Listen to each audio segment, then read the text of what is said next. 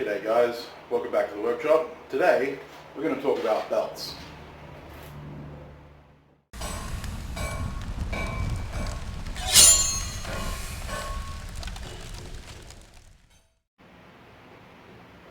It's likely if you've watched a lot of knife making or blacksmithing content on YouTube, or if you've followed my channel for a while, that you'll have seen a 2x72 grinder or something similar, like a 1x30 Harbor Freight, 2x48 Shopmaster, stuff like that. All of them run on grinding belts. So a lot of shops you'll see a wall similar to this which has a whole bunch of belts on it. And a lot of the time the actual belts themselves, what they are, why there are so many different kinds, is never really explained. So I figured I'd take a little bit of a short time to explain to you exactly what belts there are, or the limited amount that I have, and what they're used for. To start out, we'll discuss the different types of grit you can get on a belt. Now, these aren't all of the grits that you can get on a belt, but these are the three most common. And those are aluminium oxide, which is normally a brown color. Sometimes I've seen it as like a dull red. Zirconium oxide, which is normally a bright blue or bright green. It's normally the adhesive that is colored, but these are normally blue or green, the zirconium. And then we have ceramics, and ceramics are normally orange or red, like this one. This one's quite worn. You do get some in grey, but yeah, the ceramics are what you're normally going to run into when you're grinding steel. So what do these three grits represent? Now, basically it just comes down to the fact that, one's coated in aluminium oxide, one's coated in zirconium oxide, and the other one is coated in a ceramic. Each is a different level of hardness. The aluminium oxide is actually quite hard, but incredibly brittle. It's very good at the beginning, very sharp, and it's very good for wood because of those really sharp, fine points. Think of like needles sticking out of the belt. It's really good at raking off wood, but if you put that in contact with steel, those needles shatter and you end up with nothing but a smooth belt. Zirconium is kind of the middle, the bastard child of the two, if you like. It still has that kind of needle-like sharpness, but it's got a little bit more toughness than the aluminium oxide. And so while it will do really well on wood, it'll do slightly better on steel. Not very well though. And mainly that's because it's not super tough. Ceramics, on the other hand, are incredibly hard, but they're also very, very tough, and they're not as needle-like. They tend to be more, not rounded, but they tend to be more broad in their surface contact. So they stand up to they stand up to steel incredibly well, whereas wood they don't do very well on. You can grind wood with ceramics, and I have in the past, but that's not what they're designed for. So normally you would save your alox for wood, your zirconia for wood, and some steel, and ceramics for steel.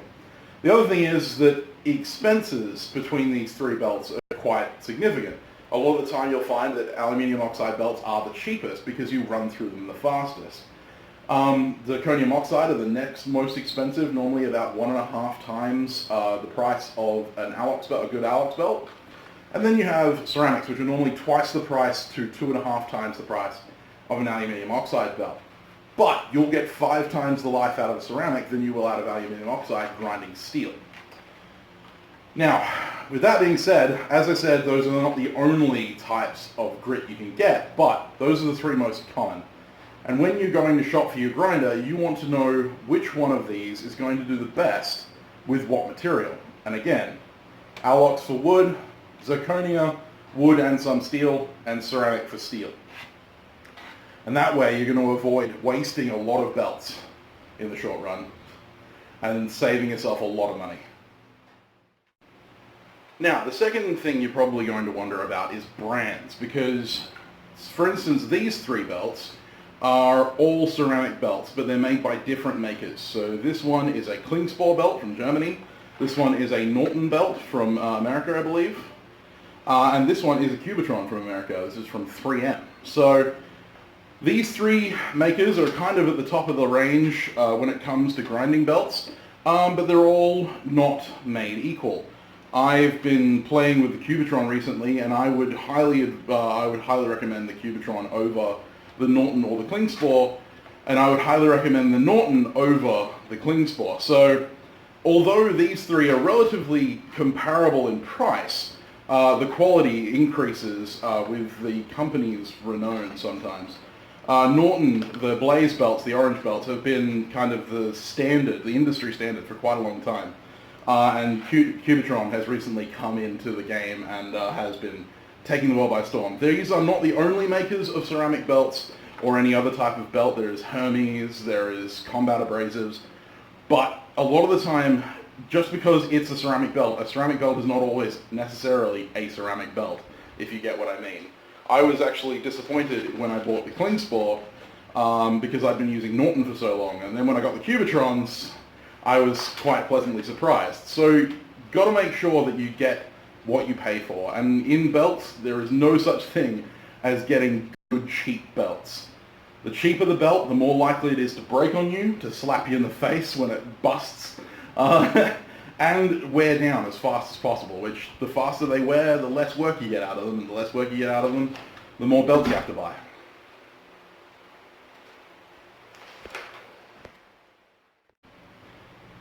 Next thing you'll find on the road of discovering belts is what some would call finishing belts. I personally just call them high grit belts. And normally these can come in a variety of fashions, but the two most common are Norax, which is Norton, again, the ones that make the Blaze, version of the Trizact. And the Trizact is a 3M company product, the same as the Cubitrons. And it pays to guess which one I approve. I am not sponsored by 3M, but their stuff is amazing. Now, these high grit belts normally start at around the 240 grit mark. Now, if you don't understand what a grit is, if say a 40 grit, it means 40 pieces of your medium, whether it be ceramic or zirconia or aluminium oxide, 40 little pieces in an inch square. And that's why the 40 grit is very, very rough, and then you get finer and finer. Normally, Trizacts and Norax and most high grit finishing belts start at around 240 grit. I know Trizact goes to a 180, but that's the highest you can get the lowest you can get in a Trizact, sorry. And they go all the way up to 1200. Now, Norax and Trizact both have their own grading options, and in high grit belts, the higher the number, the lower the grit, which kind of is counterintuitive. So an A65 belt in a Trizact is somewhat equivalent to maybe a 300, 320, 240, somewhere around there, whereas an A5 is more like 1200. Same with the Norax. The Norax has X45, I believe, which is about a 400 grit, down to X26 or X16, which is again 1000 grit. So when you're buying fine grit belts like the Trizacts or the Norax, the higher the number, the lower the grit. These can be used as quote-unquote finishing belts. You can do your finish grinding at this level, but I prefer to call finishing belts those which are required only for finishing. These can remove some stock, even at the higher grits. So the next group of belts is what I call finishing belts. So these three belts I have in my hand are actually representatives of a grouping of belts. You have polishing belts, you have Scotch-Brite belts, and you have cork belts. These three belt styles are what I would call finishing belts. The cork belts, I'll hold this closer to the camera, hopefully you can see, looks quite rough.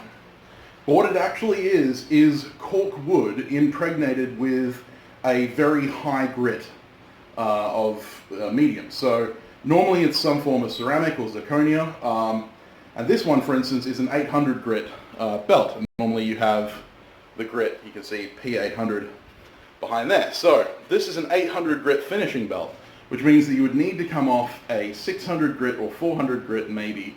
I would highly recommend 600 grit finishing low grit belt before you went to this belt. Scotch-Brite are a almost rag-like, they're the same thing you would use to clean your dishes, and they are impregnated with a grit. Now these don't have specific grit ratings, but normally they are color-coded. Now this is a red, which is quite coarse, and then you have green, and then you have yellow, I believe, and white, and they get finer and finer as you go. Scotch-Brite belts are quite often used for finishing in sword making and stuff like that, where you have very large pieces of material you want to finish quite quickly, and they can leave a decent satin finish, though they do tend to wash out corners and edges and kind of muddle sharp lines quite easily. Scotch-Brite belts also come in the form of Scotch-Brite mops for stuff like the bench grinder, but these are really useful for people who are doing lots of blades, if you're doing stone washing, stuff like that, where you don't need a super fine hand sanded finish. Scotch-Brite belts are brilliant for that, and I also use them for hammers, which leaves a nice satin finish on the faces of my hammers. The last kind of belt is a polishing belt. Now this one's actually an experimental belt from Italy, which is a cotton polishing belt. It's very thin, very fine, and it's got a very fine, smooth cotton. It's actually used to be white, but it's got polishing compound in it, green rouge. And this is used for final polishing on small items and perhaps even on edges. I've actually used this to strop edges to a mirror hair popping edge. And polishing belts can come in all different kinds of forms. There's this one. You can also have leather stropping belts and stuff like that for sale all over the world from different companies. But polishing belts normally aren't used to finish the faces of things. They're normally finishing the edges, little fine details, pommel nuts, that kind of thing. But these three come under the area what I would call a finishing belt, because they're only used to provide a surface finish. They're no longer used to provide any kind of material removal. Next, we'll move on to how to take care of your belts and how to use them. So here I have a 240 grit belt, a worn out one, that I've turned inside out. And the reason I've done that is to show you the backing, which is normally what tells you what the belt is and gives you some other useful information. So, for instance, this is a 240 grit belt. I understand it's going to be backwards because I'm filming with the self-facing camera. But this is an A240 aluminium oxide 240 grit belt. These are normally just part codes. And then you'll notice these arrows. Now these arrows are really important when you're using specific belts. Some belts do not have them. For instance, the Cubitrons do not have the arrow. They actually have an arrow pointing in both directions. Some belts will not have the arrow. The arrow is to tell you in which orientation the belt was spun when it was cut, as to limit the amount of stress on this glue seam. If you run the belt opposite to the arrows, more than likely nothing will happen. But it's a kind of factory warranty so that you can run the belt in the same direction all the time, because if you run it back and forth, that glue seam can give out. And as you can see, it's just a piece of tape. It's the weakest point in the belt, even though it is for fiberglass reinforced on most good belts, which is why you need to buy good belts. That is where the belt will more likely give out. And when the belt gives out, especially at high speeds, which this grinder is incredibly fast, for those of you who've watched my channel, you'll know, that belt can slap you pretty good. And it can do damage to your machine as well, free spinning wheels and that kind of stuff. So it's really important to check the backing of your belt and make sure that it's not got directional arrows on it so that you can run it in opposite directions, or if it does have arrows, that you mount it so that those arrows are always running forward on the grinder when you put it on. That pretty much covers it for the topic of grinding belts. That covers all of the different belts I have on the wall here, apart from perhaps these Gator Grit Trizacs, which look somewhat, I'll grab it off the rack, they look almost like alligator skin. The reason that they have made it like this is it actually creates its own airstream and is self-cooling. It is exactly the same material as the standard Trizacs. So this is an A45, it's a 400 grit equivalent. And it grinds a very fine polish. It looks rough, but again, it is a fine grit belt. And it just cools the blade down a little bit on its own through its own wind stream.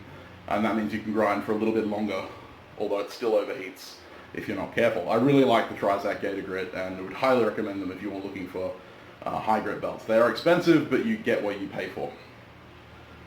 But yeah, with belts, it's a really in-depth topic and there's a lot of things that you can cover, but that basically covers the types of grit you're going to come across, the different grades of grit. Normally for your stock removal, you would use something like a 40 or a 60 grit, or a 36 if you're really brave. And then you'd go to your 120, then to your 240, 400, 600, 800, and it doesn't matter whether you're using zirconia or Trizax or whatever you're using to get to that finish, and then you would go to a finishing belt if you're wanting to machine finish your sword or your spear or your knife. And then if you're like me, then you would machine finish up to like a 400 grit and then go to hand sanding, which I may do a video on hand sanding in the future. But that being said, that covers the belts themselves, doesn't cover how to use them, and I am going to have to leave that to another video because this one's already gone quite long. So if you're interested in seeing more about grinding and how to use the grinder with these belts, then hit that subscribe button. Make sure to hit the notification bell icon to be notified of when I upload a new video. I also do a live stream every Saturday at 9 a.m. or Australian Western Standard Time, which is 9 p.m. Eastern on Fridays for you guys in the US. I also have a Patreon where you'll be able to see all the behind the scenes videos and stuff like that. You'll also get these videos when I upload them to YouTube before I publish them. So normally about 24 hours to 48 hours in advance.